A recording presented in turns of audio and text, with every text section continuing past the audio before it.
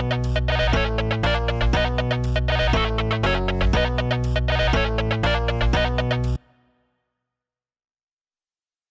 there guys, and welcome back to another epic Inexorable maths video. In this video we're looking at sketching reciprocal graphs, but this is the second part where we're sketching sort of reciprocals where we have squareds essentially, okay? So same principle guys, asymptotes, we know about those now. We want to sketch the graph y equals 1 over x squared. Again, this is a shape that we just need to have remembered. So I'm going to show you guys what this looks like. Again, you can work this out by sort of plotting values in, seeing what you get. You can just try this with the experimentation, but I'm going to tell you now, the points are the graph looks like this, which awfully similar to what we've got, or what we had with y equals 1 over x. But actually, instead of being in the bottom left quadrant, we're in the top left quadrant. And this is the graph y equals 1 over x squared. Interestingly, once again, x is not allowed to equal 0. So we can also say x cannot equal 0.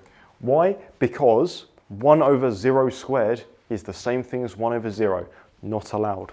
So once again, I won't write it, but we do have an asymptote here and here, just like the graph 1 over x.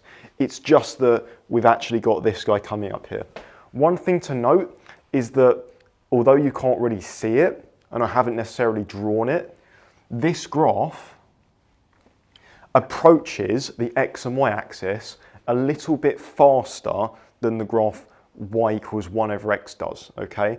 So if you hypothetically went into Desmos or another graphing calculator software or app, you would notice that at very large values, this thing is getting closer to the x-axis a little bit faster and the y-axis a little bit faster than its 1 over x counterpart. Okay, you don't need to show that in a question when you're drawing this because it takes some real artist ability to show that, so you don't need to do it. But it's just something that you might want to know. And potentially, if you end up doing further maths, that's actually really important, okay? For things like volumes of revolution or integration, it's really, really important. Okay, so I'm just going to throw that out there. Okay guys, so we've got one more example here. We want to sketch the graph of y equals negative 1 over x squared this time, okay? So just like how in the previous video we talked about how the graph of y equals negative 1 over x is a reflection in the x-axis going from the top down and vice versa, we've actually got the exact same situation here. So if you know that this graph y equals 1 over x comes like this and like this, as was just on the board, a reflection in the x-axis is going to simply give you this result. Like this, okay? Again, asymptote, y equals 0, x equals 0, okay? Asymptote, asymptote, asymptote. Same situation. This graph is just the previous graph, which was 1 over x, but like flipped downwards, reflected in the graph y equals 0, or in other words, the x-axis. Same situation, okay?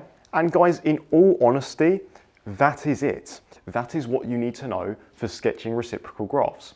If you have, again, and we'll look at this later, if you had something like y equals 1 over, I don't know, x squared minus 1 or something like that, where the minus 1 is also sort of like this, like underneath the fraction sign, or something like that, you would know better how to deal with that after we do things like transformations. So we won't delve into it too much, but for now, that is what you need to know.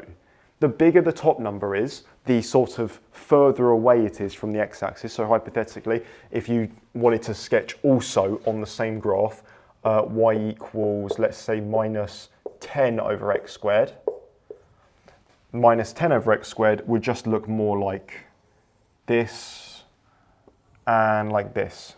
But also, if this graph was big enough to show you, this line, this line, this line, this line, they would all tend towards the coordinate axes just the same. They just sort of take longer to get there, okay? Because you're dividing 10 by some number to make it really small, the number needs to be a bit bigger, and vice versa. And if you want to make it really big, the number needs to be a bit smaller, and so on and so forth. Okay, so that's literally it. That's all you need to know. Thank you guys so much for watching. Highly appreciate it, and I will see you in the next video.